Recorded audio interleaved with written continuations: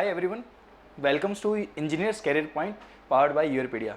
I am Jatin Singla, mentors of civil engineering in Engineers Career Point. So friends, as you know that Engineers Career Point has started our 50 most important question series for the upcoming GATE exam, that is a 2025. सो यहाँ पर अलग अलग faculties ने यहाँ पे आपने कुछ questions को सोल्व किया है, जैसे विक्रम सर ने कुछ क्वेश्चंस यहाँ पे सोल्व करवाए हैं, प्रियंका मैम ने भी एक दो क्वेश्चन सोल्व करवाए हैं, मनीष सर ने भी कुछ क्वेश्चंस यहाँ पे सोल्व करवाए हैं। तो उसी सीरीज़ को कंटिन्यू करते हुए आज मैं आपके सामने एक क्वेश्चन सीरीज़ लेकर आया हूँ हाइड्रोलॉजी के, जिसमें हम क्वेश्चन स्टार्ट करेंगे हाइड्रोलॉजी के, और जो हमारा टॉपिक रहेगा वो हाइड्रोग्राफ रहेगा। अच्छा, 50 क्वेश्चन सीरीज का जो पैटर्न है वो हमारा क्या है, थॉट इसके पीछे का क्या है कि जो मोस्टली जो फ्रीक्वेंटली गेट एग्जाम में क्वेश्चंस पूछे गए हैं, हम वो वाले क्वेश्चंस को टारगेट लेके चल रहे हैं। कि अलग अलग सब्जेक्ट्स में आप देखेंगे, जैसे आप हाइड्रोलॉजी की बात करो तो हाइड्रोलॉजी में आपको हर बारी जो क्वेश्चंस देखने को मिलते हैं मोस्टली, एक तो आपको देखने को मिलता है हाइड्रोग्राफ से क्वेश्चन देखने को मिलेगा, जिसमें आपका हाइड्रोग्राफ में एस कर्व, यूनिट हाइड्रोग्राफ, कुछ भी रिलेटेड हो सकता है, कॉम्प्लेक्स हाइड्रोग्राफ वाले क्वेश्चन, जिसमें आपको फाइन इंडेक्स, इनफिल्ट्रेशन, ये सारे क्वेश्चन आपको फ्रीक्वेंटली हर 2 साल, 1 साल, हर 2 साल में आपको क्वेश्चन देखने को मिलते हैं। सिमिलरली अगर आप सर्वे की बात करो, सर्वे में आपको लेवलिंग के क्वेश्चन आपको हर बारी देखने को मिलता है, कंपास मेरिडियन के क्वेश्चन आपको देखने को मिलते हैं, फोटोग्रामेट्री के क्वेश्चंस अब आपको देखने को मिल रहे हैं। तो ये जो मोस्ट इंपॉर्टेंट क्वेश्चंस हैं, इनकी एक सीरीज़ हम लोग बना रहे हैं, ठीक है। तो आज मैं आपको एक हाइड्रोलॉजी का एक क्वेश्चन सोल्व करके दिखाऊंगा, जिसमें उससे पहले मैं आपको एक कॉन्सेप्ट बताने वाला हूँ रिलेटेड टू हाइड्रोग्राफ, कि हाइड्रोग्राफ होता क्या है, पहले हम उसको समझेंगे अच्छे से। हाइड्रोग्राफ के बाद हम किस तरीके से यूनिट हाइड्रोग्राफ को अप्रोच कर रहे हैं, तो वो पूरा थोड़ा मैं एक्सप्लेन करूँगा आपको। तो आप थोड़ा सा देखिएगा यहाँ पे मुझे लिखने की रिक्वायरमेंट नहीं है, क्योंकि मैंने सब कुछ लिख दिया है यहाँ पे, सब कुछ। ये पीडीएफ जो है आपको टेलीग्राम ग्रुप में मिल जाएगी, ये पीडीएफ मैं टेलीग्राम ग्रुप में शेयर कर दूंगा। पीडीएफ का जो लिंक रहेगा वो आपको डिस्क्रिप्शन बॉक्स में मिल जाएगा। तो टेलीग्राम का जो लिंक रहेगा आपको डिस्क्रिप्शन बॉक्स में मिल जाएगा। टेलीग्राम ग्रुप में जाके आप ये पीडीएफ को डाउनलोड कर सकते हैं इफ़ यू वांट, राइट। सो अब देखो, पहले हम समझते हैं हाइड्रोग्राफ। हाइड्रोग्राफ होता है क्या है? हाइड्रो मीन्स क्या होता है? वाटर। Hydro means water. तो basically it is the graph of water. Hydrograph basically क्या होता है? Graph of water. तो ये वाटर का ग्राफ होता है। तो वाटर का ग्राफ का मतलब यहाँ पे क्या है? यहाँ पर ग्राफ का मतलब है discharge versus time. The hydrograph is basically the graph of discharge versus time, right. तो उससे और थोड़ा डिटेल में चले कि ये डिस्चार्ज, कौन सा डिस्चार्ज हम कंसीडर कर रहे हैं। So here you have a catchment area, this is the catchment area, और यहाँ पर एक रिवर इसमें फ्लो कर रही है। तो we know what is the catchment area. Catchment area क्या होता है कि जब भी किसी एरिया में रेनफॉल आ रही है, तो रेनफॉल आने की वजह से सराउंडिंग पोर्शन से इस रिवर में जो वाटर आ रहा है, सराउंडिंग पोर्शन से इस रिवर में जो वाटर आ रहा है, तो जिस जिस पोर्शन से इस रिवर के अंदर वाटर आ रहा है, तो वो सारा का सारा एरिया क्या कर रहा है? इस रिवर में कंट्रीब्यूट कर रहा है। तो एरिया जो रिवर में कंट्रीब्यूट कर रहा है, that is known as the catchment area, right. उसको क्या, तो ये हमारे पास क्या रहेगा? कैचमेंट एरिया रहेगा। This is the catchment area. अब देखो, कैचमेंट एरिया में आप देख रहे हैं कि यहाँ से अब ये जो वाटर है फ्लो करके आ रहा है, और ये जो बाउंड्री है, ये बाउंड्री डिफ्रेंशिएट कर रही है दो कैचमेंट एरिया को। इस वाले एरिया में अगर मान लो इस जगह पे वाटर, यहाँ पे अगर रेनफॉल होती है, तो ये वाला जो वाटर है वो फ्लो करके आएगा, ये वाला जो वाटर है वो फ्लो करके आएगा इस रिवर के अंदर। बट अगर रेनफॉल यहाँ होती है, इस पॉइंट पे होती है, तो if rainfall takes place here, तो ये वाला जो वाटर फ्लो करके जाएगा किसी दूसरी रिवर के अंदर। तो बेसिकली दो कैचमेंट एरिया को सेपरेट कर रही है एक line, that line is termed as the ridge line. उस लाइन को क्या बोलते हैं? रिज लाइन बोलते हैं। तो कैचमेंट एरिया बेसिकली होता है क्या है कि एक रिवर कितने एरिया में से वाटर को कैच कर रही है, एक रिवर कितने एरिया में से वाटर को कैच कर रही है अपनी तरफ, that is termed as the catchment area. आप उसको क्या बोल सकते हैं? कैचमेंट एरिया बोल सकते हैं। तो this is defined as the catchment area, right. तो कैचमेंट एरिया आपको समझ आया। कैचमेंट एरिया हम किसको बोल रहे हैं? This is the ridge line, right. This is the ridge line. Now ये जो है वो आउटलेट पॉइंट रहता है आपका, this is the outlet point. Outlet point पे आपको डिस्चार्ज कैलकुलेट करना होता है। आउटलेट पॉइंट पे आपको डिस्चार्ज, क्योंकि आप यहाँ पर एक हाइड्रोलिक स्ट्रक्चर डिजाइन करने वाले हैं। हाइड्रोलिक स्ट्रक्चर आपने डैम बनानी हो, बैराज बनाना हो, तो वट एवर द केस में भी, तो आपको यहाँ पर हाइड्रोलिक स्ट्रक्चर अगर डिजाइन करनी है, तो उसके लिए आपको यहाँ पे क्या पता होना चाहिए? डिस्चार्ज पता होना चाहिए कि इस रिवर में मैक्सिमम कितना डिस्चार्ज फ्लो हो सकता है। और इस रिवर में जो डिस्चार्ज फ्लो होगा वो किसकी वजह से आएगा? एक तो रिवर में वाटर, लेट अस सपोज कि रिवर आपकी पेरिनियल रिवर है, तो रिवर में 12 महीने पानी रहता है, पेरिनियल रिवर है, तो एक तो रिवर में वाटर है, और साथ में अगर रेनफॉल हुआ रेनफॉल होने की वजह से इस पूरे एरिया में रेनफॉल हुआ, तो रेनफॉल की वजह से पानी फ्लो करना स्टार्ट किया। तो ये जो पानी सरफेस पे फ्लो कर रहा है और फ्लो करते करते कहाँ तक जाएगा, रिवर में जाएगा, और इस रिवर से फ्लो करता करता कहाँ पहुँच जाएगा, आउटलेट पॉइंट तक पहुँच जाएगा। तो ये जो पॉइंट आउटलेट पॉइंट पे आपको क्या देख रहे हो, डिस्चार्ज इंक्रीज होता हुआ आपको दिख रहा है। तो रिवर में इस आउटलेट पॉइंट पे आपको स्टडी करनी है। आप यहाँ पे क्या कैलकुलेट करते हो, डिस्चार्ज। अब रिवर का डिस्चार्ज कैसे कैलकुलेट करते हैं, इसके लिए हमारे पास मेथड्स होते हैं, डायरेक्ट मेथड, इनडायरेक्ट मेथड, जो कि हम स्टडी करते हैं स्ट्रीम फ्लो मेजरमेंट टॉपिक के अंदर। तो दो मेथड हमारे पास है, direct method and indirect method to measure the discharge of the river. Now discharge हमें पता है, अलग अलग टाइम पे हम डिस्चार्ज कैलकुलेट कर लेते हैं। तो discharge with respect to time, तो ये सारे कोऑर्डिनेट्स हमको देखने को मिलेंगे। तो एक एक पॉइंट्स को अगर हम इस पे ज्वाइन करते जाएं, then we get the graph. हमें ग्राफ मिलेगा और इस ग्राफ को हम नाम दे देंगे हाइड्रोग्राफ। क्या नाम दे देंगे, हाइड्रोग्राफ, क्योंकि आपने यहाँ पे ग्राफ बनाया डिस्चार्ज वर्सेस टाइम का, आपने नाम क्या दे दिया, हाइड्रोग्राफ दे दिया। और ये जो हाइड्रोग्राफ बना है बेसिकली किस वजह से बना है, इस रन ऑफ की वजह से बना है। और रन ऑफ कहाँ से आ रहा है, कैचमेंट एरिया से आ रहा है। So basically hydrograph is the response of the catchment area. Hydrograph क्या होता है, it is the response of the catchment area, कि आपके कैचमेंट एरिया जितना ज़्यादा इसमें ग्राफ बनेगा, कहने का मतलब है कैचमेंट एरिया से उतना ही ज़्यादा आपको पानी देखने को मिलेगा। जितना कम इसका ग्राफ बनेगा उतना ही कम कैचमेंट एरिया से आपको पानी देखने को मिलेगा। तो basically hydrograph is the response of the catchment area. अब ये हाइड्रोग्राफ हमने बनाया, तो हाइड्रोग्राफ के 3 सेगमेंट यहाँ पे देखने को मिलते हैं। ये जो हाइड्रोग्राफ हम बना रहे हैं, this hydrograph is like this. तो ये जो हाइड्रोग्राफ आपने बनाया समथिंग लाइक दिस, ये कुछ इस तरीके से आपने हाइड्रोग्राफ बनाया है। तो इसके 3 सेगमेंट आपको देखने को मिलेंगे। पहला सेगमेंट हमने नाम लिखा राइजिंग कर्व, दूसरा सेगमेंट को हम बोल रहे हैं क्रेस्ट, दूसरे सेगमेंट को क्या बोलते हैं, क्रेस्ट, तीसरा सेगमेंट जो रहेगा आपका that is the falling curve, FC. FC का मतलब है फॉलिंग कर्व, राइट। तो 3 सेगमेंट में आपकी ये हाइड्रोग्राफ कर्व बनती है। एक राइजिंग कर्व आता है, एक क्रेस्ट सेगमेंट आता है, एक फॉलिंग कर्व आता है। आपका ग्राफ स्टार्ट हुआ ए पॉइंट से, फिर ए से बी तक एक curve, rising curve. B point के बाद आपकी क्रेस्ट सेगमेंट स्टार्ट हुआ, सी पॉइंट पे क्रेस्ट सेगमेंट खत्म हो गया, फिर सी से डी आपकी जो कर्व बन रही है वो है आपकी फॉलिंग कर्व। तो rising curve, crest segment, falling curve, तो 3 सेगमेंट से आपकी जो हाइड्रोग्राफ कर्व 3 सेगमेंट से मिलकर बनी है। क्योंकि ये जो हाइड्रोग्राफ बनाया आपने इस रन ऑफ की वजह से बनाया, ये जो रन ऑफ कैचमेंट एरिया से मिल रहा है, और ये जो रन ऑफ आपको मिल रहा है ये किसकी वजह से मिल रहा है, बारिश की वजह से, रेनफॉल की वजह से, जो कि इस कैचमेंट एरिया में हुई है। लेट अस अज्यूम कि जो रेनफॉल इस कैचमेंट एरिया में हुई है उसकी ड्यूरेशन कितनी है, डी आवर की। सो लेट अस अज्यूम कि डी आवर की रेनफॉल यहाँ पे हो रही है। So this D signifies here the duration of the rainfall that occurring on this catchment area. So the D hour of rainfall, तो हमने यहाँ पे डी यहाँ पे लिख दिया यहाँ पे, राइट। तो ये आपको क्या बता रहा है, डी आवर की रेनफॉल हुई है। अब यहाँ पर हमने रेक्टेंगुलर बनाया, that is assumption involve here कि जो भी रेनफॉल इस कैचमेंट एरिया में हुई है वो हम यूनिफॉर्मली मान के चलते हैं एट एवरी पॉइंट। तो this a uniform rainfall occurring on the catchment area, तो this is assumptions involve here, right. Now अब इस कैचमेंट एरिया में आप देखिएगा यहाँ पर, क्योंकि अगर रेनफॉल नहीं हुई है तो इनिशियली रिवर में आपको कुछ ना कुछ फ्लो देखने को मिलेगा। अगर मान लो रेनफॉल नहीं हुई है तब भी आपको रिवर में कुछ ना कुछ फ्लो देखने को मिलेगा। इसका मतलब रिवर में हम जब ये बात बोल रहे हैं कि रिवर में 12 महीने पानी रहता है, तो ये जो 12 महीने पानी रहता है इट मीन्स दैट रेनफॉल तो नहीं हुई है बट स्टिल रिवर में पानी फ्लो कर रहा है। तो this flow is termed as the base flow. इसको क्या बोलेंगे, बेस फ्लो बोलेंगे। तो अगर रेनफॉल नहीं हुआ है तो स्टिल अभी भी आपको रिवर में कुछ ना कुछ डिस्चार्ज देखने को मिलेगा, उसको हमने क्या नाम दे दिया, base flow. That flow is termed as the base flow, right. हमने उसका नाम दे दिया बेस फ्लो। अब देखो इस कर्व के अंदर आप देख रहे हैं ये यहाँ पे आपकी कर्व स्टार्ट हुई है और डी पॉइंट पे आपकी कर्व खत्म हुई है। तो ए से डी आपने डी पॉइंट तक का डिस्चार्ज मेजर किया है। आपने हर एक पॉइंट पे हर एक टाइम के कोरस्पोंडिंग डिस्चार्ज मेजर करते जा रहे हैं और आपको ये कर्व देखने को मिली है। और ये टाइम आपका यहाँ तक डी पॉइंट तक, तो स्टार्टिंग पॉइंट से लेके डी पॉइंट तक, स्टार्टिंग पॉइंट से लेके डी पॉइंट तक ये जो टाइम होता है इसको बोलते हैं बेस पीरियड। इस टीबी को बोलते हैं बेस पीरियड। तो TB is your base period, right. RC का फुल फॉर्म राइजिंग कर्व और also known as the concentration curve. FC की full form falling curve also known as the depletion curve. इसको हम falling curve या depletion curve भी बोल देते हैं, राइट। अब देखो राइजिंग कर्व के बारे में अगर हम थोड़ा सा स्टडी करें तो राइजिंग कर्व में देखिएगा यहाँ पे आप कर्व को थोड़ा चेक करो। इनिशियली ये स्लोली ये राइज कर रहा है but after some time suddenly rise कर जाता है, स्टीपली ये राइज कर जाता है। तो राइजिंग कर्व के अगर हम कैरेक्टरिस्टिक स्टडी करें तो ये स्लोली पहले राइज कर रहा है फिर सडनली ये राइज कर जा रहा है। ऐसा क्यों हो रहा है?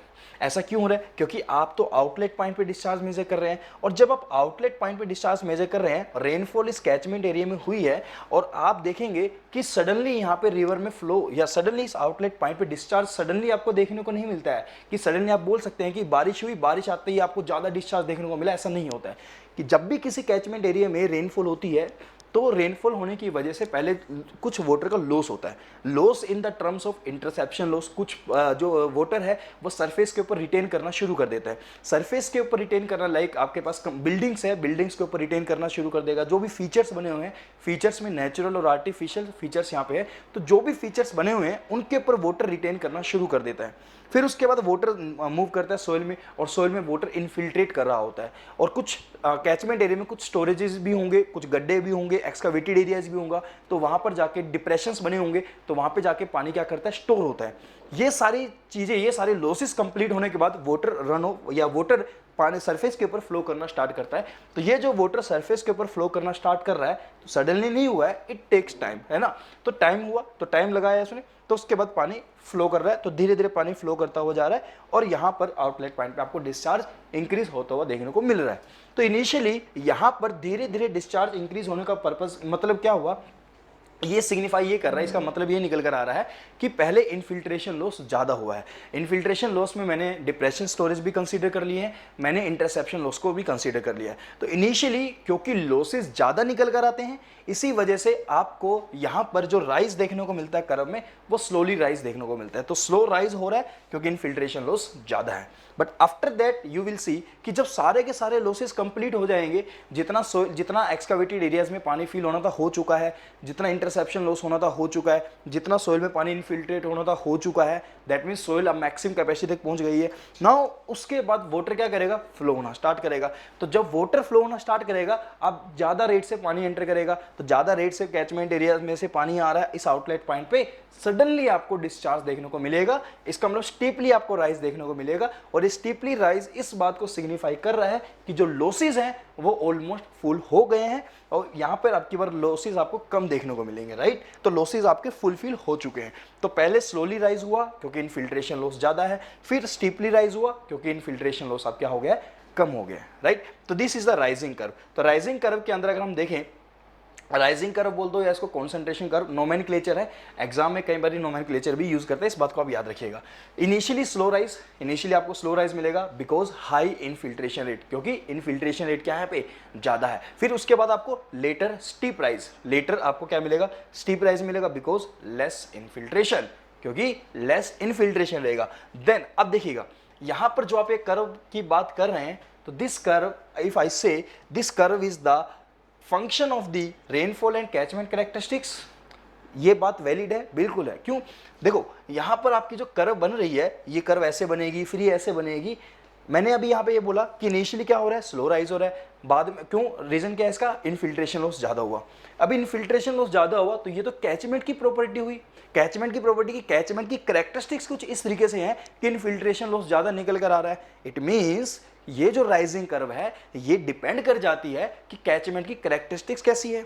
अलोंग विद दैट ये डिपेंड करती है कि रेनफॉल कितनी आ रही है, रेनफॉल कितनी आ रही है, अमाउंट ऑफ रेनफॉल कितना आ रहा है, क्या रेनफॉल का मैग्नीट्यूड ज़्यादा है नहीं है, गिवन टाइम में रेनफॉल ज़्यादा आई है कम आई है, उसके ऊपर भी डिपेंड कर जाता है। तो बेसिकली जो आपकी राइजिंग कर्व है, इस कोई शेप कुछ इस तरीके से जो निकल कर आ रही है, ये दोनों का फंक्शन होती है। It is a function of the rainfall and it is a function of the catchment characteristics. So it is basically a function of both rainfall and catchment characteristics. Many time this statement has been asked in different exams, तो आपको ये point आपको समझ आना चाहिए, right.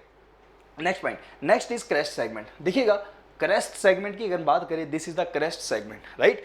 अब ये जो क्रेस्ट सेगमेंट है, आपको यहाँ पे टॉप पॉइंट देखने को मिल रहा है, टॉप पॉइंट का मतलब डिस्चार्ज देखने को मिल रहा है, peak discharge. Remember this point, peak discharge की अगर हम बात करें, देखो स्टार्टिंग यहाँ से आपकी कर्व स्टार्ट हुई है 0 पॉइंट से, टाइम टी इक्वल टू 0 से, टाइम टी इक्वल टू 0 से धीरे धीरे डिस्चार्ज बढ़ता गया रिवर के अंदर, आउटलेट पॉइंट पे आप चेक करें, डिस्चार्ज बढ़ता गया, डिस्चार्ज बढ़ता गया, now you are getting the peak point है।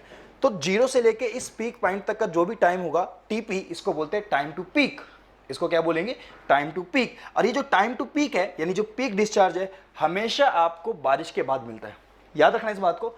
पीक जो हमें मिलता है हमेशा रेनफॉल के बाद ही मिलेगा, पीक वी ऑलवेज गेट अब आफ्टर दी रेनफॉल। रेनफॉल अभी हो रही है तो अभी पीक नहीं मिलेगा।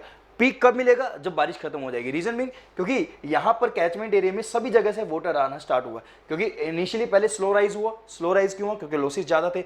जब सभी जगह से लॉसेस फुलफिल हो गए हैं, अब सभी जगह से पानी आना शुरू हो रहा है, सभी जगह से पानी आना शुरू हो गया, तो बारिश अभी भी आ रही है, तो कंटिन्यूसली राइज होता गया है। मान लो बारिश कंप्लीट हो गई है, लेट अस अज्यूम कि बारिश खत्म हो गई है, तो बारिश खत्म हो गई है तो इस पोर्शन से, ये जो आपका ये वाला पोर्शन है, इन पोर्शन से जब वाटर आएगा it will take the time, it will take the time to reach here. तो इन जगह से जब वाटर फ्लो करके आएगा इसको टाइम लगेगा इस पॉइंट तक पहुंचने के लिए। So that's why we are saying कि we will get the peak value after the rainfall. तो हमें पीक वैल्यू जो मिलेगी हमेशा रेनफॉल के बाद ही मिलती है। तो यहां पर एक क्रैश सेगमेंट आपको पीक डिस्चार्ज हमेशा रेनफॉल के बाद मिलेगा। तो this is the time to peak, this is the duration of the rainfall. So you can say crash segment में after rainfall peak occurs and TP की वैल्यू क्या होती है? डी से ज्यादा होती है। D is the duration of the rainfall, rainfall की ड्यूरेशन डी है, बट जो पीक टाइम मिलेगा आपको वो हमेशा उससे ज्यादा मिलेगा, टाइम टू पीक, राइट। उसके बाद देखिएगा, उसके बाद जो कर्व है this is the following curve. Now this is the interesting point कि अब सर ठीक है, अब बारिश भी खत्म हो गई है, हमें मैक्सिमम पीक वैल्यू भी मिल गई है। Now still now we are getting the discharge in the river. Now what is the reason behind it? अभी भी रिवर में डिस्चार्ज क्यों आ रहा है? अभी भी रिवर में वाटर फ्लो क्यों हो रहा है? बारिश तो नहीं हो रही है, रन ऑफ आ रहा है। इसका मतलब अब रन ऑफ कैसे आ रहा है उसको समझते हैं। क्योंकि हमने ये बोला है यहां पर पहले लॉसेस ज्यादा थे, क्योंकि जितने भी स्टोरेजेस थे सोइल के अंदर, जितने भी डिप्लेशंस यू कैन से सोइल के अंदर जितने भी या कैचमेंट एरिया के अंदर जितने भी स्टोरेज डिवाइसेस थे उन सभी में पानी स्टोर हो गया था। कोई डिप्रेशन स्टोरेजेस थे, कोई एक्सकावेटेड एरियाज था, तो उन जगह पे पानी क्या हो गया? सोइल के अंदर वाटर स्टोर हो गया है। अब वही जो वाटर स्टोर हुआ है वो फ्लो होना शुरू करता है। ये जो पानी स्टोर हुआ ये सोइल में से फ्लो होना शुरू करता है। Now it will take times. तो अब यहाँ पे टाइम लगेगा, और टाइम के रिस्पेक्ट में तुम यहाँ पे ये देखने को मिल रहा है कि अभी भी यहाँ पर रिवर में डिस्चार्ज तो मिल रहा है, लेकिन दिस टाइम डिस्चार्ज के आने का रेट क्या हो गया? कम हो गया। पहले ज्यादा रेट से आ रहा था, अब स्लोली वाटर फ्लो करके आ रहा है। तो now this time you are getting the discharge but value is less than as the previous one, so that's why the graph is decreasing. तो this is the falling curve। हमने क्या नाम दे दिया? falling curve। अगर हम यहाँ पे इसको डिप्लीशन कर्व बोल रहे हैं, इसका कोई सेंस बनता है? बिल्कुल बनता है।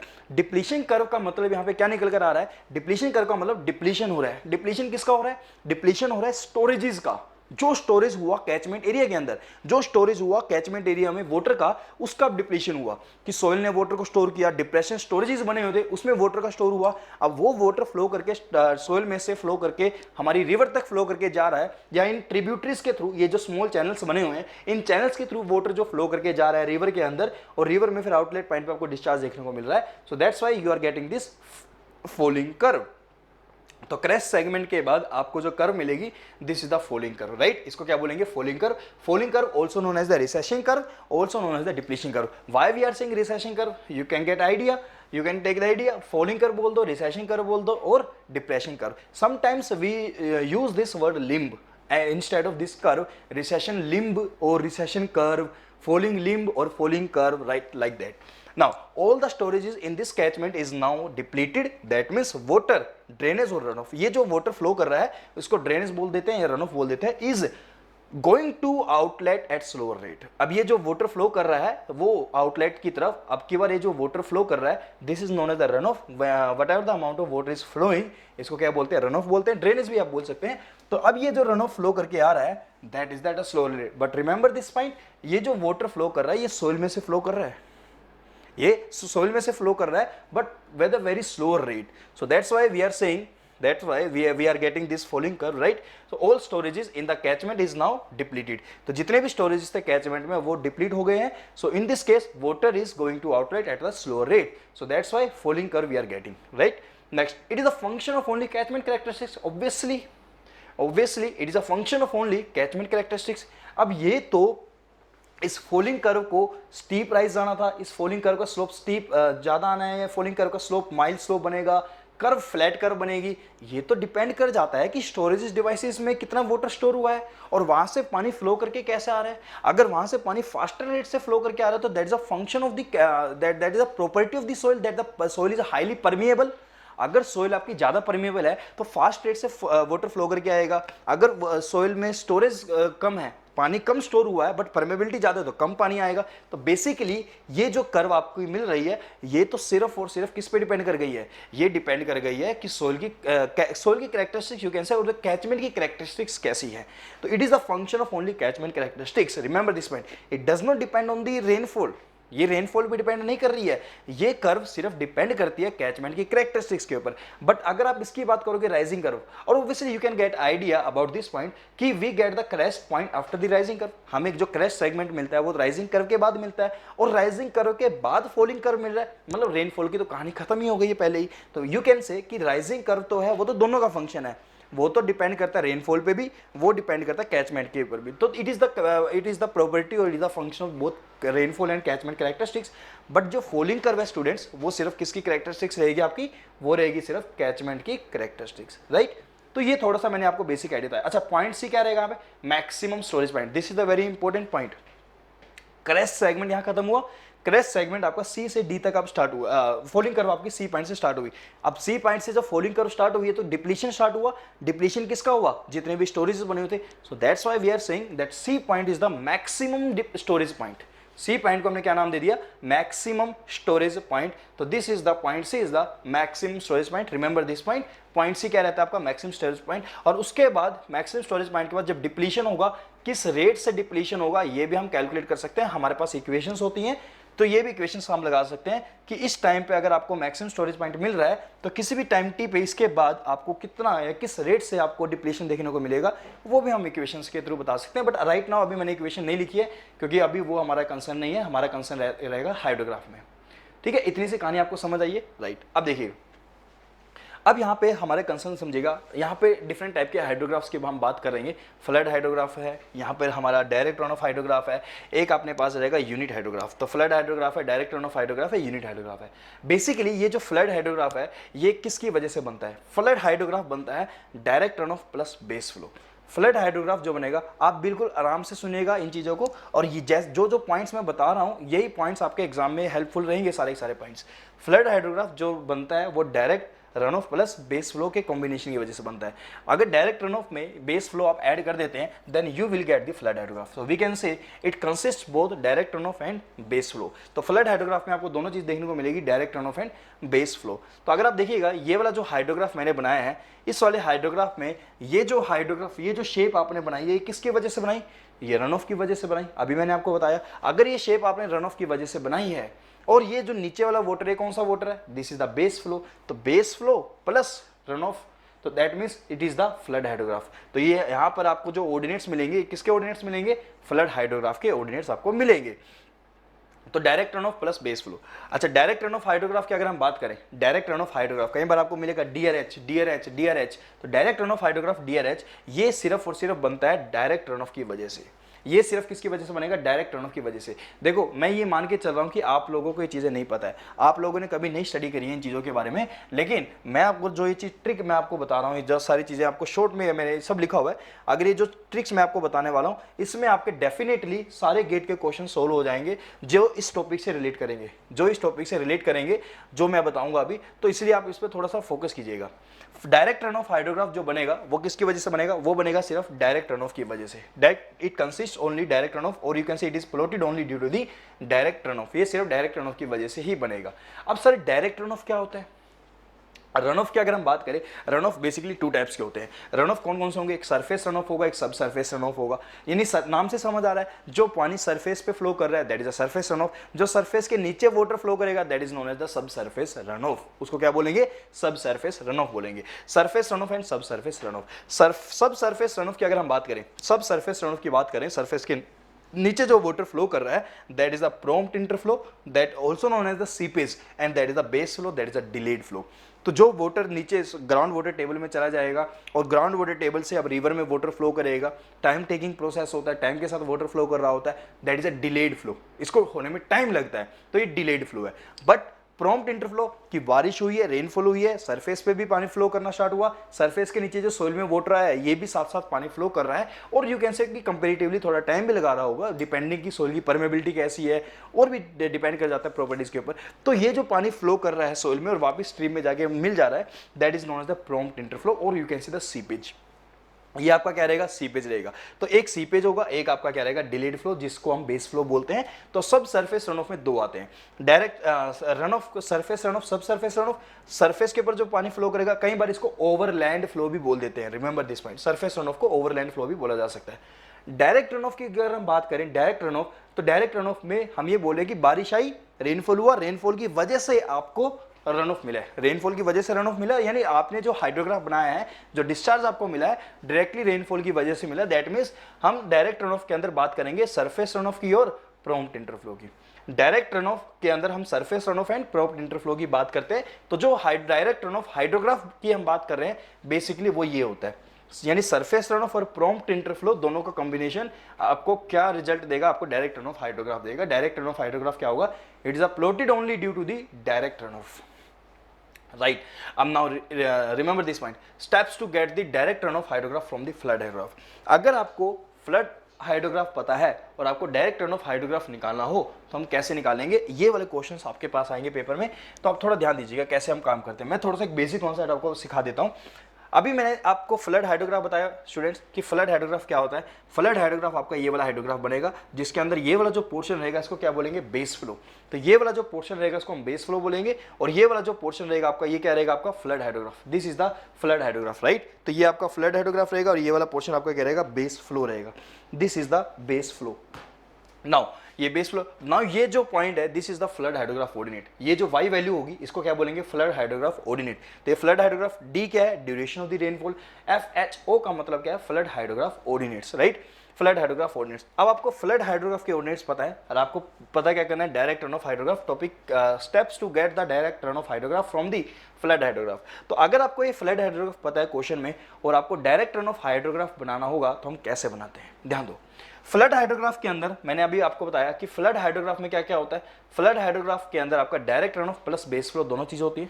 Direct run off plus base flow, it includes both direct run off and base flow. Flood hydrograph में आपको डायरेक्ट रन ऑफ भी मिलेगा और बेस फ्लो भी मिलेगा। अगर आप डायरेक्ट रन ऑफ की बात करो, डायरेक्ट रन ऑफ हाइड्रोग्राफ के अंदर आपको सिर्फ और सिर्फ क्या है, डायरेक्ट रन ऑफ हाइड्रोग्राफ में आपको सिर्फ क्या मिलेगा, डायरेक्ट रन ऑफ मिलेगा। इसका मतलब इसमें बेस फ्लो नहीं है। इसका मतलब ये हुआ, फ्लड हाइड्रोग्राफ में से बेस फ्लो को माइनस कर दो, फ्लड हाइड्रोग्राफ में से बेस फ्लो को माइनस कर दो, तो आपको क्या मिल जाएगा, डायरेक्ट रन ऑफ मिल जाएगा। और डायरेक्ट रन ऑफ की वजह से जो हाइड्रोग्राफ बनेगा उसको क्या नाम दे देंगे, डायरेक्ट रन ऑफ हाइड्रोग्राफ बोल देंगे। तो ये जो फ्लड हाइड्रोग्राफ आपके पास है, यहाँ पे ये जो वैल्यू है ऑर्डिनेट्स की, इसमें से ये जो वैल्यू है, इसमें ये वाली वैल्यू डायरेक्ट रन ऑफ की है, और ये वाली वैल्यू किसकी है, बेस फ्लो की है। तभी तो टोटल वैल्यू आपको मिल रही है। तो आपने किया क्या है, आपने इस टोटल वैल्यू में से बेस फ्लो को माइनस कर दिया, टोटल ऑर्डिनेट में से बेस फ्लो को माइनस कर दिया, तो ये ग्राफ नीचे बैठ जाएगा, क्योंकि आपने बेस फ्लो को हटा दिया, तो ग्राफ नीचे बैठ गया है। तो जैसे ये ग्राफ नीचे बैठ गया है, तो that is the direct run off hydrograph. और ये वाले जो ऑर्डिनेट्स है, this is the direct run off hydrograph ordinates. तो direct run off hydrograph ordinates कैसे मिलेंगे, फ्लड हाइड्रोग्राफ के ऑर्डिनेट्स में से क्या माइनस कर देंगे, क्यूबी। क्यूबी क्या होता है अपना, बेस फ्लो। क्यूबी क्या रहेगा अपना, बेस फ्लो। तो फ्लड हाइड्रोग्राफ के ऑर्डिनेट में से हम क्या माइनस कर देंगे, बेस फ्लो को माइनस कर देंगे, राइट? अब देखो, ये जो डायरेक्ट रन ऑफ हाइड्रोग्राफ हमें बनाया है, ये डायरेक्ट रन ऑफ की वजह से बना। अब जो डायरेक्ट रन ऑफ की वजह से बना, बारिश तो हुई है, रेनफॉल। अब जैसे ही रेनफॉल हुई, क्या सारी की सारी रेनफॉल रन ऑफ में कंट्रीब्यूट कर देती है, क्या सारी की सारी रेनफॉल रन ऑफ में कंट्रीब्यूट कर देती है, नहीं करती है। कुछ ना कुछ लॉसेस मिलता है, that infiltration loss, interception loss, तो कुछ ना कुछ तो लॉसेस मिलेगा। इसका मतलब रेनफॉल का वो अमाउंट, सुनिएगा, रेनफॉल का वो अमाउंट जो रन ऑफ में कंट्रीब्यूट करता है, रेनफॉल का वो अमाउंट जो रन ऑफ में कंट्रीब्यूट करता है, उसको हम क्या बोलते हैं, एक्सेस रेनफॉल या इफेक्टिव रेनफॉल। मैं फिर से रिपीट कर रहा हूं, वो portion of rainfall, the portion of the rainfall that contributed into the run of. Rainfall का वो पोर्शन जो रन ऑफ में कंट्रीब्यूट करता है। मान लो 10 सेंटीमीटर की रेनफॉल हुई है, 10 सेंटीमीटर में से 6 सेंटीमीटर आपको रन ऑफ मिला है, यानी 4 सेंटीमीटर जो रेनफॉल हुई है वो तो लॉसेस हो गया है। 6 सेंटीमीटर, यानी 6 सेंटीमीटर रेनफॉल को क्या नाम बोल देंगे, इफेक्टिव रेनफॉल या एक्सेस रेनफॉल। तो यहां पर ये जो आपके पास ये ड्यूरेशन डी आवर है, मैग्नीट्यूड जो रहेगा that is a P net. Magnitude क्या रहेगा, पी नेट। पी नेट को क्या बोलेंगे, excess slash effective rainfall. Excess बोल दो या इफेक्टिव रेनफॉल बोल दो, P net, right? Duration of rainfall D है, यहां पर भी ड्यूरेशन ऑफ रेनफॉल डी है। यहां पर आप समझिएगा steps to get DRH from the flood hydrograph, कि अगर आपको फ्लड हाइड्रोग्राफ पता है और आपको डायरेक्ट रन ऑफ हाइड्रोग्राफ बनाना है, तो आप कैसे बनाएंगे, आप बस बेस फ्लो को माइनस कर देंगे। But remember this point, duration is constant. जो ड्यूरेशन यहाँ पे है वही ड्यूरेशन यहाँ पे है। ऐसा ना हो सर क्वेश्चन आया 4 आवर की रेनफॉल हुई है, 4 आवर रेनफॉल की वजह से फ्लड हाइड्रोग्राफ का डाटा गिवन है, और सर क्वेश्चन में 2 आवर रेनफॉल की वजह से DRH पूछा गया है और आपने यही काम कर दिया, ये गलत हो जाएगा। आप 4 आवर के डाटा से 4 आवर पे ही जा सकते हैं। रिमेंबर ड्यूरेशन क्या रहनी चाहिए, कॉन्स्टेंट। ड्यूरेशन अगर चेंज हो गई है तो आपका जो आंसर है वो भी गलत हो जाएगा, ठीक है। अब क्योंकि ड्यूरेशन अगर डिफरेंट होगी तो उसकी अप्रोच अलग होती है, तो हम वो भी स्टडी करेंगे, वो भी देखेंगे। एक पॉइंट और याद रखिएगा, अगर ड्यूरेशन सेम है so the time base will also be the same. अगर ड्यूरेशन सेम है तो बेस टाइम भी सेम रहेगा आपका, ये बात भी आपको ध्यान रखनी है अगर ड्यूरेशन सेम है तो। नाउ एक्सेस रेनफॉल के बारे में लिखा भी मैंने, the portion of the rainfall contributing into the run off. तो उसको बोलेंगे कैसे निकालते कैसे हैं, net rainfall will be equal to total rainfall में लॉसेस को माइनस कर दो, टोटल रेनफॉल में लॉसेस को माइनस कर दो। लॉसेस कैसे बताएंगे, लॉसेस में आप loss rate, average loss rate निकालते हैं, और एवरेज लॉस रेट के लिए हमारे पास पैरामीटर होता है फाइन इंडेक्स और डब्ल्यू इंडेक्स। डब्ल्यू इंडेक्स आपको एब्सोल्यूट टर्म में सिर्फ इनफिल्ट्रेशन लॉस बताता है, बट फाइन इंडेक्स आपको इनफिल्ट्रेशन लॉस के साथ साथ इनिशियल लॉस भी इसमें कंसीडर करके चलते हैं हम लोग।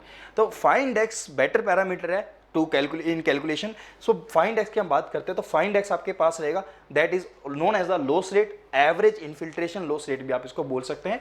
अगर आपको फाइन इंडेक्स पता है तो फाइन इंडेक्स को आप मल्टीप्लाई कर दीजिएगा ड्यूरेशन ऑफ रेनफॉल के साथ, राइट। मान लो फाइन इंडेक्स इज 1 सेंटीमीटर पर आवर और duration of rainfall is 4 hour. 1 centimetre पर आवर यानी हर 1 घंटे में 1 सेंटीमीटर का रेनफॉल 1 सेंटीमीटर का लॉस होता है, एवरेज लॉस। तो 4 घंटे में कितना हो जाएगा, 1 मल्टीप्लाई 4 सेंटीमीटर का लॉस हो जाएगा। मान लो रेनफॉल हुई 10 सेंटीमीटर की, तो 10 माइनस का 4 6 centimetre you will get the effective rainfall. तो पी नेट आपको कैसे मिलेगा, P माइनस का 5 मल्टीप्लाई D करके, तो यहाँ से आपको क्या मिल जाएगा, पी नेट मिल जाएगा। Now come to the point unit hydrograph. This unit hydrograph concept is given by Sherman, LK Sherman in 1932। Sherman का कॉन्सेप्ट है 1932 में इसने दिया है। इसने बोला कि यूनिट हाइड्रोग्राफ क्या होता है, पहले तो उसको समझते हैं। इन्होंने ये बोला है कि it is the direct run off hydrograph. Unit hydrograph क्या है, एक डायरेक्ट रन ऑफ हाइड्रोग्राफ है। तो डायरेक्ट रन ऑफ हाइड्रोग्राफ क्या होता है ये तो हमें पता है sir. Direct run off hydrograph तो ये होता है, देखिएगा ये वाला डायरेक्ट रन ऑफ हाइड्रोग्राफ है जिसमें कोई बेस फ्लो नहीं होता, तो डायरेक्ट रन ऑफ हाइड्रोग्राफ होता है, ये तो चीज हमें पता है। It is the direct run off hydrograph. आगे क्या बोल रहा है, रिजल्टिंग फ्रॉम, जो किसकी वजह से बनेगा, unit depth of rainfall excess. It is the direct run off hydrograph resulting from the unit depth of rainfall excess. ये जो हाइड्रोग्राफ बनेगा unit depth of rainfall excess की वजह से बनेगा। अब ध्यान दीजिएगा, है तो ये भी direct run off hydrograph, but ये जो डायरेक्ट रन ऑफ हाइड्रोग्राफ बन रहा है ये किसकी वजह से बन रहा है, ये बन रहा है पी नेट एक्सेस रेनफॉल की वजह से। यहां पर पी नेट का मैग्नीट्यूड 1 सेंटीमीटर नहीं है, here the magnitude of P net can be other than 1 centimetre. ये 1 से कोई और वैल्यू हो सकती है, 2 centimetre, 3 centimetre, 4 centimetre, 5 mm, 6 mm, 7 mm, 8 centimetre, 8 mm, जो कुछ भी हो सकता है, यहाँ पे कोई और वैल्यू हो सकती है, but it is not the 1 centimetre. तो डायरेक्ट रन ऑफ हाइड्रोग्राफ ये होता है, बट ये direct run off hydrograph effective rainfall की वजह से बना है जिसका मैग्नीट्यूड 1 सेंटीमीटर नहीं है।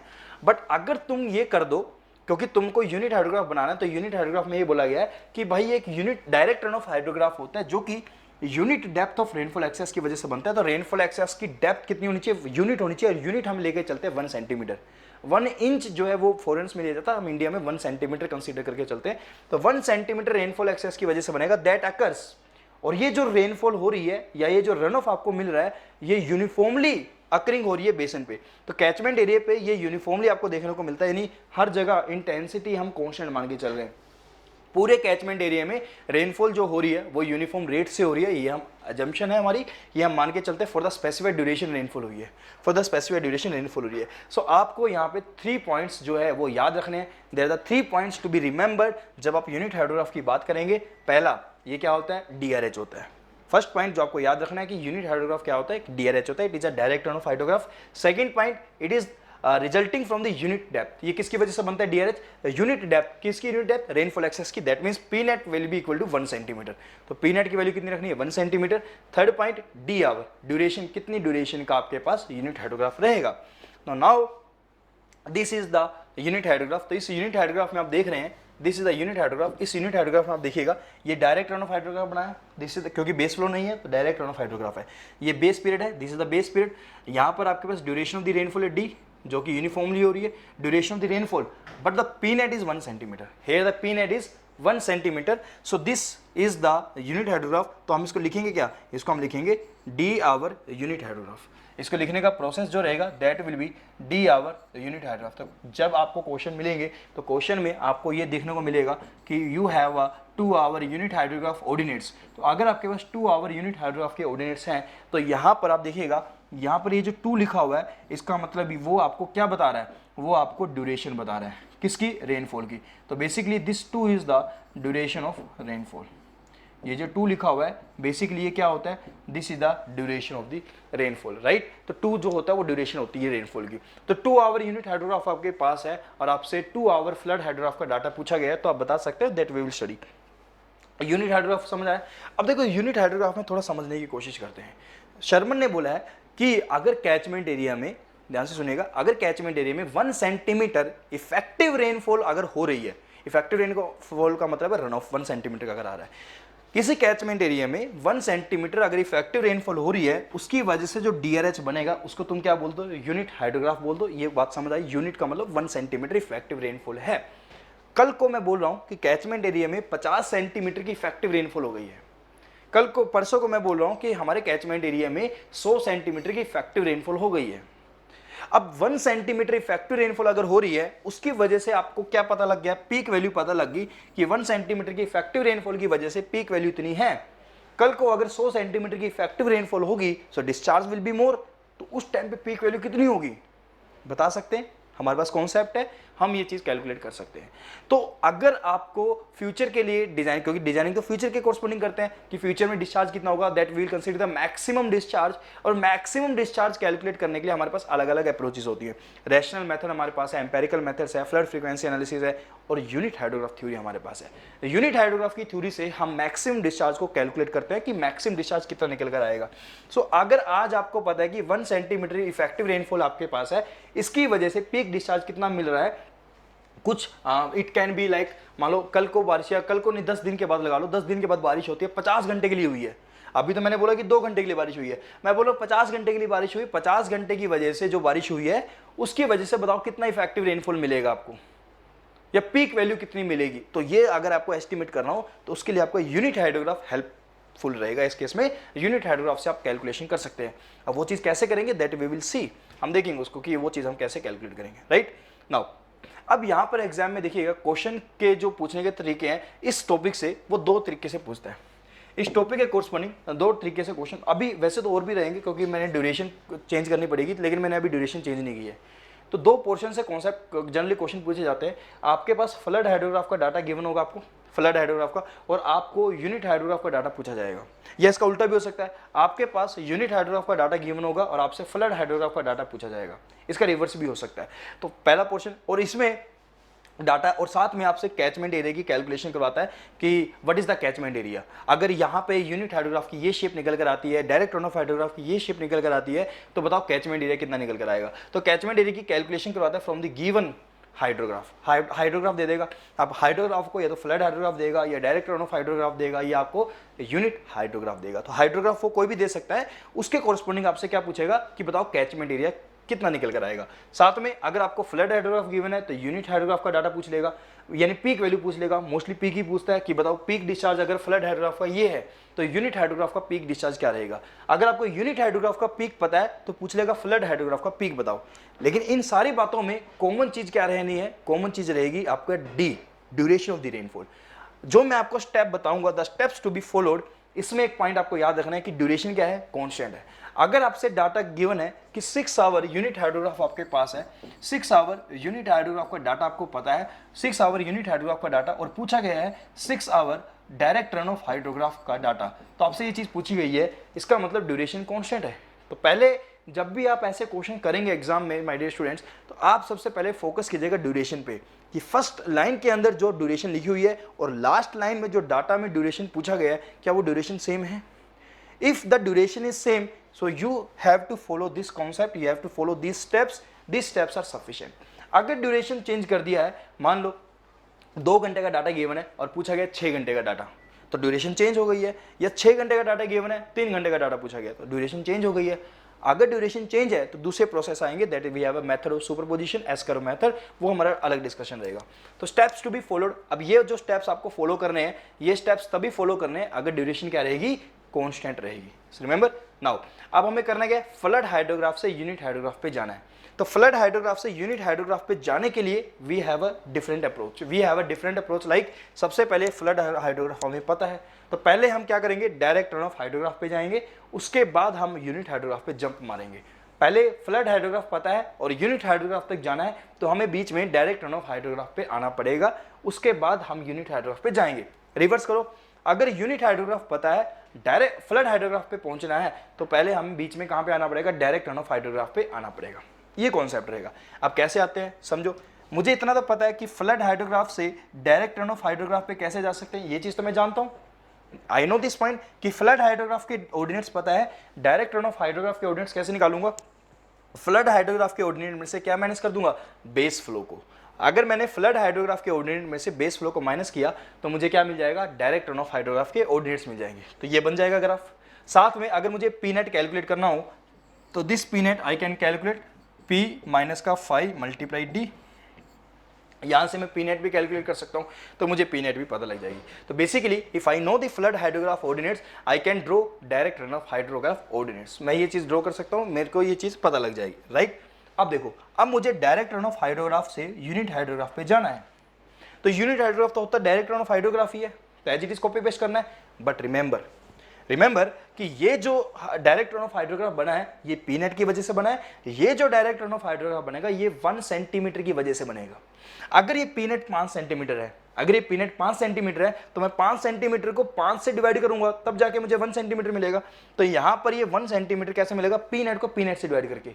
But if you are dividing the 5, अगर आप 5 सेंटीमीटर को 5 से डिवाइड करोगे तो 5 सेंटीमीटर को 5 सेंटीमीटर से डिवाइड मत करना, ये गलती मत करना, 5 सेंटीमीटर को 5 से डिवाइड करना। कहने का मतलब है जो आप पी नेट डिवाइड करेंगे दैट मस्ट बी यूनिटलेस, वो आपका क्या होना चाहिए, यूनिटलेस होना चाहिए। अदरवाइज 5 सेंटीमीटर को 5 सेंटीमीटर से डिवाइड करके तो 1 ही आएगा, it has no unit.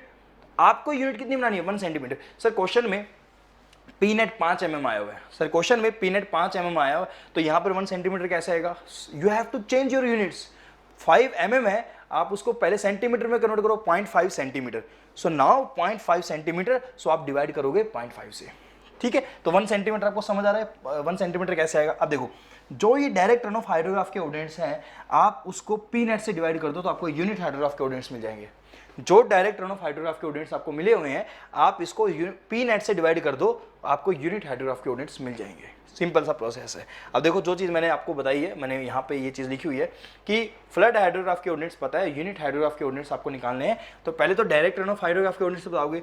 Direct run off hydrograph के ऑर्डिनेट्स आप कैसे निकालेंगे, फ्लड हाइड्रोग्राफ के ऑर्डिनेट में से क्या माइनस कर देंगे आप लोग, बेस फ्लो को माइनस कर देंगे। रिमेंबर, अब यूनिट हाइड्रोग्राफ के ऑर्डिनेट्स अगर आपको बताने हैं तो जो भी डायरेक्ट रन ऑफ हाइड्रोग्राफ के ऑर्डिनेट्स आपको मिले हैं उसको डिवाइड कर दो पी नेट से, और फिर से अगर पी नेट से डिवाइड किया जा रहा है इट मस्ट बी यूनिटलेस।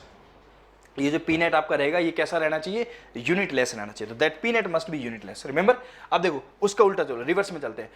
अगर मुझे यूनिट हाइड्रोग्राफ के ऑर्डिनेट्स पता है, if I know the unit hydrograph ordinates, और मुझे फ्लड हाइड्रोग्राफ के ऑर्डिनेट्स पे जाना है, मुझे यूनिट हाइड्रोग्राफ के ऑर्डिनेट्स से फ्लड हाइड्रोग्राफ के ऑर्डिनेट्स पे जाना है, तो मैं क्या करूंगा, पहले मैं यूनिट हाइड्रोग्राफ से डायरेक्ट रन ऑफ हाइड्रोग्राफ के ऑर्डिनेट्स पे आऊंगा, फिर मैं उसके बाद क्या करूंगा, फिर मैं डायरेक्ट रन ऑफ हाइड्रोग्राफ से फ्लड हाइड्रोग्राफ पे। तो ये बताओ यूनिट हाइड्रोग्राफ से डायरेक्ट रन ऑफ हाइड्रोग्राफ पे कैसे पहुंचा जाएगा। आपका ये यूनिट हाइड्रोग्राफ किसकी वजह से बना, 1 सेंटीमीटर की वजह से। डीआरएच किसकी वजह से बनता है, पी नेट की वजह से। इसका मतलब आप यूनिट हाइड्रोग्राफ के ऑर्डिनेट को किससे मल्टीप्लाई करेंगे, पी नेट से। आप इसको मल्टीप्लाई करेंगे P net, again it will be unitless. तो आप पी नेट से मल्टीप्लाई करेंगे तो आपको direct run off hydrograph ordinate मिलेगा। फिर इसमें क्या ऐड कर दोगे, बेस फ्लो। फिर इसमें क्या ऐड कर दोगे, base flow, then you will get the flood hydrograph ordinates. बात समझ आ गई होगी आपको, कॉन्सेप्ट समझ आएगा। ये सारे कैलकुलेशन में एक चीज कांस्टेंट है, और वो क्या है, वो है ड्यूरेशन ऑफ द रेनफॉल। इन सारी कैलकुलेशन में एक चीज कांस्टेंट है and that is the duration of the rainfall. Rainfall की ड्यूरेशन में कोई भी चेंज नहीं है, remember this point. Duration of rainfall में कोई भी चेंज नहीं है, ड्यूरेशन ऑफ रेनफॉल में कोई भी चेंज नहीं आना चाहिए, राइट। तो यूनिट हाइड्रोग्राफ के ऑर्डिनेट्स है, उसको आपको कन्वर्ट करना है फ्लड हाइड्रोग्राफ के ऑर्डिनेट्स में। तो डायरेक्ट रन ऑफ हाइड्रोग्राफ के ऑर्डिनेट्स पहले आपको निकालने पड़ेंगे। कैसे, यूनिट हाइड्रोग्राफ के ऑर्डिनेट्स को पी नेट से मल्टीप्लाई करो। तो यहां से यहां तक पहुंचने के लिए पी नेट से मल्टीप्लाई करेंगे, क्योंकि ये 1 है ये पी नेट है, तो पी नेट से मल्टीप्लाई कर देंगे। और फिर डायरेक्ट रन ऑफ हाइड्रोग्राफ के ऑर्डिनेट्स मिल गए हैं, इसमें बेस फ्लो ऐड कर देंगे, तो आपको फ्लड हाइड्रोग्राफ के ऑर्डिनेट्स मिल जाएंगे। इतने से कहानी आपको समझ आ गई होगी, यस और नो।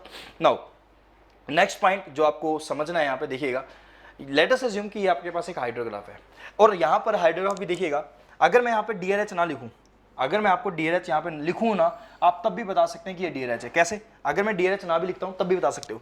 एक तो ये बॉटम पे बना हुआ है, मतलब बेस फ्लो नहीं है, मतलब बेस फ्लो नहीं है तो डीआरएच होगा, पहली बात। अब क्या ये डीआरएच यूनिट हाइड्रोग्राफ भी हो सकता है? तो पी नेट चेक कर लो, अगर ये पी नेट की वैल्यू 1 सेंटीमीटर है, इसका मतलब ये जो बना हुआ वो यूनिट हाइड्रोग्राफ है। अगर ये 1 सेंटीमीटर नहीं है तो मतलब डीआरएच है।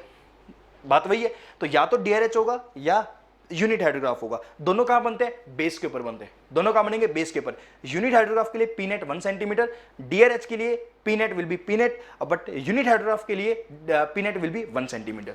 तो यहां पर पी नेट तो पी नेट है, 1 सेंटीमीटर नहीं है, तो मींस इट इज द डीआरएच। ये डायरेक्ट रन ऑफ हाइड्रोग्राफ है। अगर ये फ्लड हाइड्रोग्राफ होता तो मुझे इसमें क्या ऐड करना पड़ता? Base flow. तो ये हाइड्रोग्राफ ऊपर शिफ्ट हो जाता, तो that will be the base, तो फ्लड हाइड्रोग्राफ।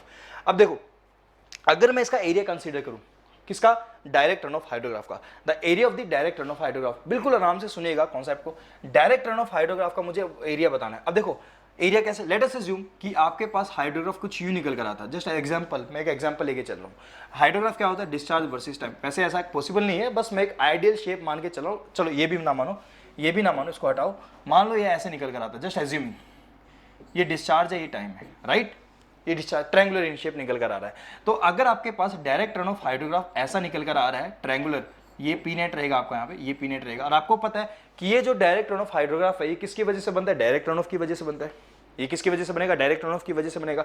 यानी जो आप आउटलेट पॉइंट पे डिस्चार्ज कैलकुलेट कर रहे हो वो रन ऑफ की वजह से कैलकुलेट कर रहे हो, रन ऑफ की वजह से डिस्चार्ज आता जा रहा है। तो बेसिकली अगर आपने इसका एरिया कैलकुलेट कर लिया, अगर आपने इसका एरिया कैलकुलेट कर लिया तो इसका एरिया आपको क्या बताएगा?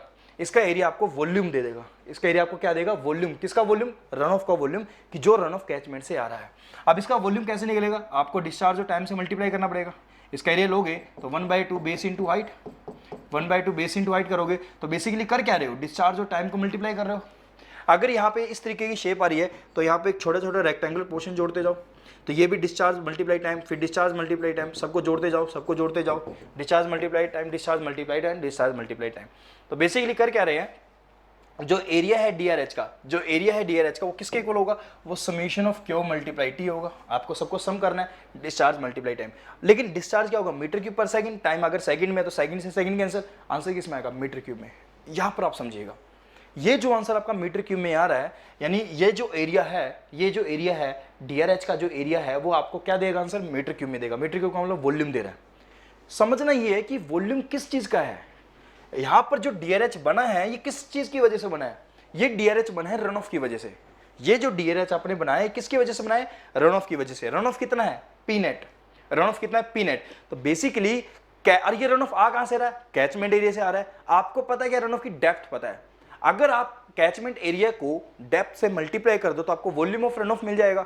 तो वॉल्यूम ऑफ रन ऑफ की वजह से ये हाइड्रोग्राफ बना है, और इस हाइड्रोग्राफ का अगर मैं एरिया कंसीडर करूं जो कि मुझे वॉल्यूम बताएगा किसका? डायरेक्ट रन ऑफ का।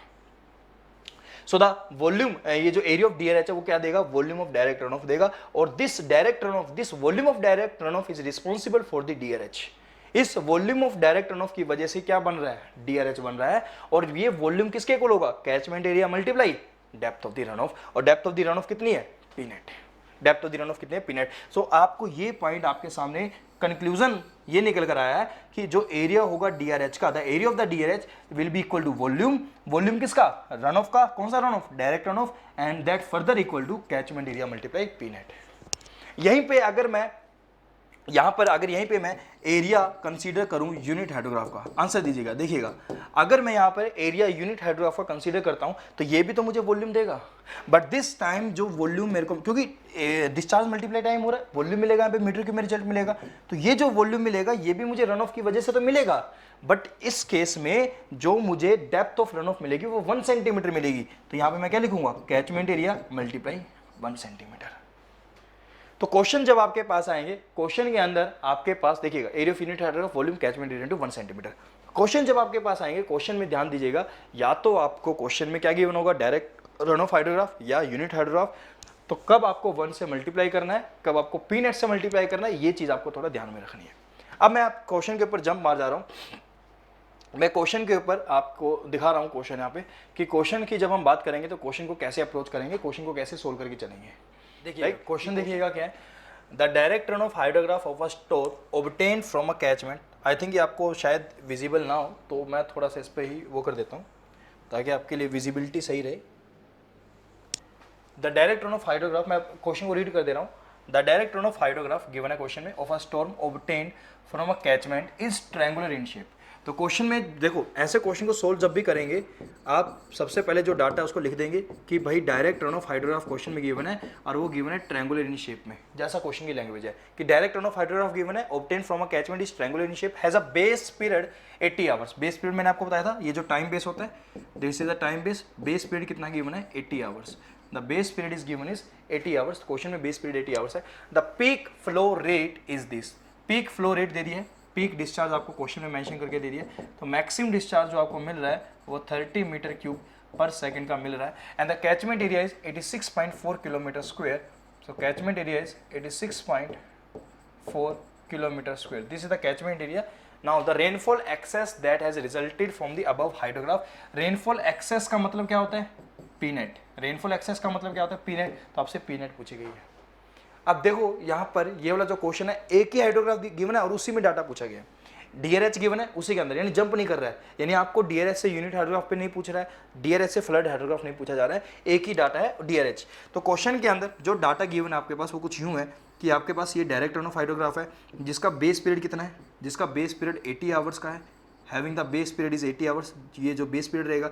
और इसमें जो पीक वैल्यू है वो कितनी है 30 मीटर क्यूब पर सेकंड। ये जो पीक वैल्यू है ये 30 मीटर क्यूब पर सेकंड। सर ये आपने जो हाइड्रोग्राफ बनाया ये बॉटम पे बनाया, मतलब समझ आया आपको, क्योंकि डीआरएच है ना, डायरेक्ट रन ऑफ हाइड्रोग्राफ है क्योंकि, राइट। अच्छा ड्यूरेशन ऑफ रेनफॉल कितनी क्वेश्चन गिवन है, गिवन है क्वेश्चन में duration of rainfall is given, नहीं मतलब भी नहीं है, जरूरत भी नहीं पड़ेगी। पी नेट, ये पी नेट रहेगा। ड्यूरेशन गिवन है तो बस मैंने डी लिख दिया, अब रिक्वायरमेंट नहीं पड़ेगी। अब हमसे पूछा क्या गया है, हमसे पूछा गया पी नेट की वैल्यू बताओ। कैचमेंट एरिया क्वेश्चन में गिवन है, the catchment area is this. तो कैचमेंट एरिया क्वेश्चन में गिवन है, पी नेट पूछा गया है। तो हमें पता है, इसका कंक्लूजन पता है, रिजल्ट पता कैसा आएगा कि इसका जो एरिया होगा, इसका जो एरिया होगा डायरेक्ट रन ऑफ हाइड्रोग्राफ का, यानी एरिया ऑफ डीआरएच, वो वॉल्यूम देगा, volume discharge multiply time volume देगा। तो area of direct run off hydrograph volume, किसका वॉल्यूम देगा, रन ऑफ का, वॉल्यूम ऑफ रन ऑफ। और ये जो वॉल्यूम ऑफ रन ऑफ होगा किसके इक्वल होगा, ये होगा P net multiply catchment area. ये किसके इक्वल होगा, P net multiply catchment area के इक्वल होगा। सो यहाँ पर एरिया ऑफ डीआरएच आपको निकाल सकते हैं, एरिया ऑफ डीआरएच आप कैलकुलेट कर सकते हैं। So the area of DRH you can calculate from here.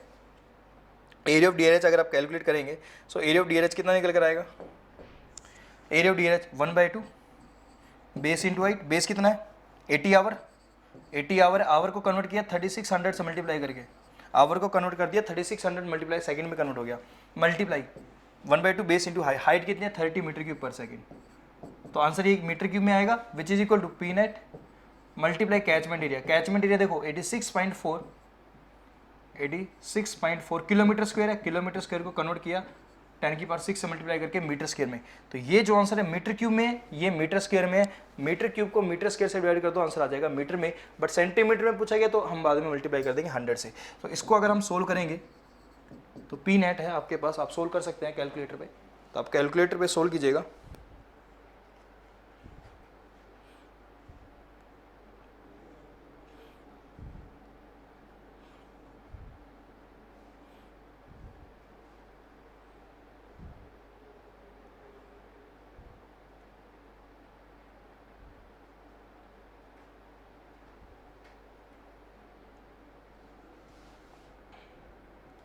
सो यहाँ पर हमारे पास अगर हम कैलकुलेटर से सोल्व करें so it will be 3600 multiply 30 multiply 80 divided by 2।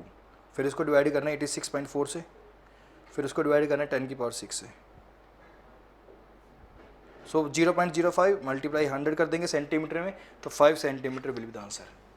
तो इसको सोल्व करोगे तो आंसर कितना निकल कर आएगा 5 सेंटीमीटर। तो ये आपका आंसर आ जाएगा।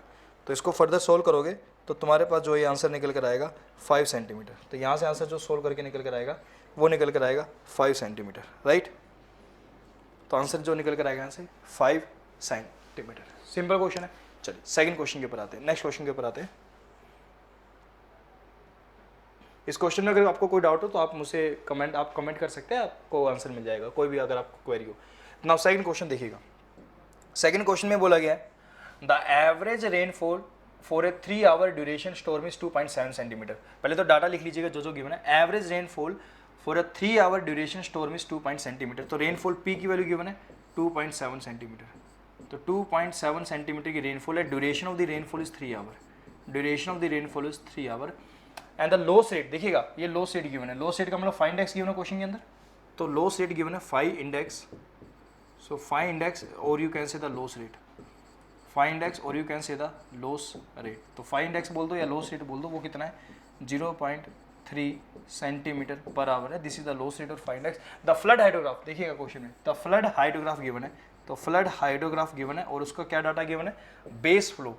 फ्लड हाइड्रोग्राफ जिसका बेस फ्लो कितना है 20 मीटर क्यूब पर सेकेंड। तो बेस फ्लो 20 मीटर क्यूब पर सेकेंड है। Produces a peak flow of 210 metre cube पर सेकेंड। तो फ्लड हाइड्रोग्राफ का जो पीक वैल्यू गिवन है क्वेश्चन के अंदर, द पीक वैल्यू गिवन है वो 210 मीटर क्यूब पर सेकेंड है। 210 मीटर क्यूब पर सेकेंड है, ये पीक वैल्यू है। The peak of a 3 hour unit hydrograph. तो आपसे पूछा क्या गया है 3 आवर यूनिट हाइड्रोग्राफ का पीक हमें बताइएगा। अब देखो फिर से मैंने क्या बताया था आपको, क्वेश्चंस में आपसे फ्लड हाइड्रोग्राफ का डाटा गिवन है और आपसे यूनिट हाइड्रोग्राफ का डाटा पूछा गया है।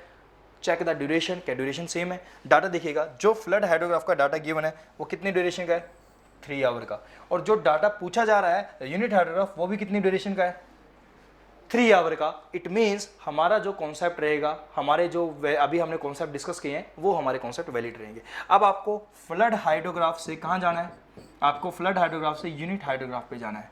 फ्लड हाइड्रोग्राफ से पीक वैल्यू पूछी गई है ना, और फ्लड हाइड्रोग्राफ का पीक गिवन है। तो आप डायरेक्टली कैसे जाओगे, बीच में डायरेक्ट रन ऑफ हाइड्रोग्राफ आएगा। पहले डायरेक्ट रन ऑफ हाइड्रोग्राफ पे आओगे, डायरेक्ट रन ऑफ हाइड्रोग्राफ के बाद आप किस पे आओगे यूनिट हाइड्रोग्राफ पे। तो जरा चेक करो फ्लड हाइड्रोग्राफ से डायरेक्ट रन ऑफ हाइड्रोग्राफ पे कैसे जाते हैं। फ्लड हाइड्रोग्राफ से डायरेक्ट रन ऑफ हाइड्रोग्राफ पे कैसे जाएंगे। फ्लड हाइड्रोग्राफ पता है जिसमें बेस फ्लो और ऊपर वाली वैल्यूज, उसमें से क्या माइनस कर दो बेस फ्लो, तो डायरेक्ट रन ऑफ हाइड्रोग्राफ के ऑर्डिनेट्स मिल जाएंगे। तो डायरेक्ट रन ऑफ हाइड्रोग्राफ के अगर हमें ऑर्डिनेट्स चाहिए होंगे, तो अगर डायरेक्ट रन ऑफ हाइड्रोग्राफ के अगर हमें ऑर्डिनेट्स चाहिए होंगे तो हम क्या करेंगे,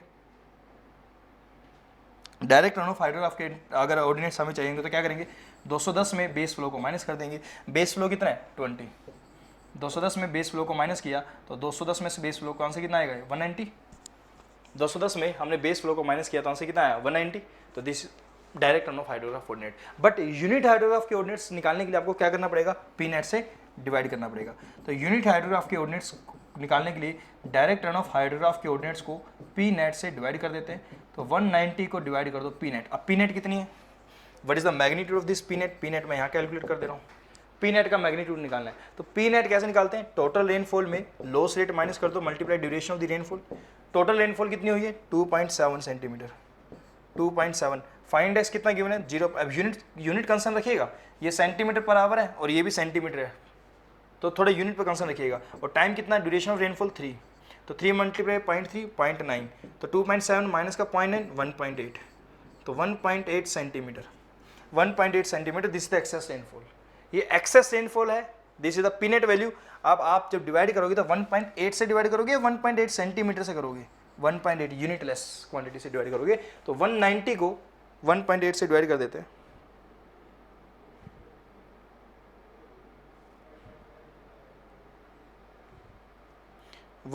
को डिवाइड कर देते हैं 1.8 से, तो 105.5 से। तो this is the required answer 105.5। तो ये हमारा रिक्वायर्ड आंसर आ जाएगा। कॉन्सेप्ट समझ आया आप लोगों को, क्लियर है। तो ये वाला कॉन्सेप्ट हमारा ऐसा रहेगा। चलिए आगे क्वेश्चन करते हैं, नेक्स्ट क्वेश्चन की तरफ अप्रोच करते हैं। Right, this is the question.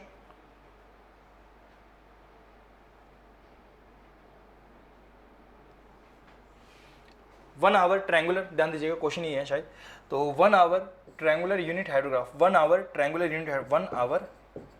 Unit hydrograph given है। यूनिट हाइड्रोग्राफ 1 आवर है जो ट्रायंगुलर शेप का है। Watershed have the peak discharge, और इसकी जो पीक वैल्यू गिवन है, क्यू पीक जो डाटा गिवन है पीक डिस्चार्ज वो 60 मीटर क्यूब पर सेकंड है। पीक डिस्चार्ज जो है 60 मीटर क्यूब पर सेकंड है एट 10 आवर। जो पीक वैल्यू मिल रही है वो 10 आवर में मिल रही है एंड टाइम बेस 30 आवर है। तो इट मीन्स जो यूनिट हाइड्रोग्राफ है वो कुछ यूं है आपका, it means the unit hydrograph something like this, कि जो आपको ये पीक वैल्यू मिल रही है वो 10 आवर में मिल रही है, पीक वैल्यू 10 आवर में मिल रही है, और टाइम बेस 30 आवर है, टाइम बेस आपका 30 आवर है। तो स्टार्टिंग और फाइनल पॉइंट कितना गिवन है 30 आवर्स का, और जो पीक वैल्यू मिल रही है वो 10 आवर पे, क्वेश्चन मेंशन है ऐसी लैंग्वेज, और यहाँ पे जो पीक वैल्यू वो हमने लगा दिया यहाँ पे 60, this is the 60, this is the unit hydrograph, और यूनिट हाइड्रोग्राफ कितने आवर का 1 आवर का, तो ड्यूरेशन भी गिवन है, तो यहाँ पर आपने ये 1 आवर लिख दिया है, और यहाँ पे क्या लिखोगे 1 सेंटीमीटर, यहाँ पर आपने 1 सेंटीमीटर लिखा है, तो this is the unit hydrograph data जो गिवन है। फाइंड एक्स कितना गिवन है 0.4 सेंटीमीटर पर आवर, तो जो फाइंड एक्स गिवन है क्वेश्चन के अंदर 0.4 सेंटीमीटर पर आवर गिवन है, 0.4 सेंटीमीटर पर आवर, और बेस फ्लो गिवन है 15 मीटर क्यूब पर second. The catchment area of this watershed, तो कैचमेंट एरिया निकालना है, बेस फ्लो का तो कोई रोल ही नहीं होगा, कैचमेंट एरिया निकालना है, तो इसका जो एरिया होगा वो रन ऑफ देगा, इसका जो एरिया होगा, इसका जो एरिया होगा वो किसके इक्वल कर दोगे, इसका area catchment area multiply 1 centimetre, इसका जो एरिया होगा वो किसके इक्वल कर देंगे हम लोग, कैचमेंट एरिया मल्टीप्लाई 1 सेंटीमीटर, इसका एरिया क्योंकि रन ऑफ देगा, रन ऑफ किसके इक्वल होगा, catchment area multiply effective rainfall, effective rainfall कितनी 1 सेंटीमीटर, क्योंकि यूनिट हाइड्रोग्राफ की आप बात कर रहे हैं। तो यहाँ पर बस आपको यही सोल्व करना है, तो मैं क्या करता हूँ यहाँ पे सोल्व कर देता हूँ, इसका एरिया कैलकुलेट कर लेते हैं, एरिया कितना आएगा 1/2, बेस कितना है, बेस कितना है 30 मल्टीप्लाई 3600 सेकंड में कन्वर्ट कर दिया, मल्टीप्लाई हाइट कितनी है 60 मीटर क्यूब पर सेकंड है, तो multiply 60, this is the area which is equal to 1 centimetre multiply catchment area. अब इसको जरा सोल्व कर लेते हैं। अब देखो ये आंसर मीटर क्यूब, यहाँ पे जो आप देख रहे हैं 3600 सेकंड मीटर क्यूब, ये मीटर क्यूब है, ये 1 सेंटीमीटर है, तो सेंटीमीटर को मैं मीटर में कन्वर्ट कर दूंगा, तो 0.01, तो इसको इसकी जगह मैं क्या लिख देता हूँ 0.01 मीटर, क्योंकि ये मीटर क्यूब है, ये मीटर है, तो मीटर क्यूब को मीटर से डिवाइड करूँगा तो आंसर मीटर स्क्वायर में आएगा। तो देखो क्या लिखा हुआ है, तो 1/2 मल्टीप्लाई 30 मल्टीप्लाई 3600 मल्टीप्लाई 60, इसको डिवाइड करना है 0.01 से, तो ये आंसर आया 3.24 मल्टीप्लाई 10 की पावर 8। अब ये जो आंसर आया मीटर स्क्वायर में आया 3.24 मल्टीप्लाई 10 की पावर 8 मीटर स्क्वायर, ये आंसर मीटर स्क्वायर में आया, this is the catchment area, metre square में आया। मुझे किलोमीटर स्क्वायर में करना है तो डिवाइड कर दो 10 की पावर 6 से, तो डिवाइड कर दो इसको 10 की पावर 6 से, तो 324 kilometre square, so the 324 kilometre square, option C will be there 324 kilometre square. तो कहने का मतलब ये होगा, आपको जो मैंने अप्रोच बताई है, देखो अब गेट में आपको बहुत सारे क्वेश्चन मिलेंगे इस तरीके के, याद रखना ड्यूरेशन सेम होनी चाहिए, तो मैंने अलग अलग वैरायटी का क्वेश्चन आपको सोल्व करके बता दिए, जिसमें ड्यूरेशन क्या रहेगी आपकी कॉन्स्टेंट रहेगी। कई बार एक ही डाटा में पूछ लेगा, जैसे इससे पहले वाला क्वेश्चन किया direct run off hydrograph given है, उसी का पीक पूछ लेता है, कई बार फ्लड हाइड्रोग्राफ से यूनिट हाइड्रोग्राफ से फ्लड हाइड्रोग्राफ पूछ लेता है, तो ऐसा इंटरचेंजिंग भी कर लेता है। ठीक है, तो मैंने आपको सारे वैरायटी के क्वेश्चन कवर करा दिए हैं, यहाँ पर आप क्वेश्चन लगाइएगा गेट के।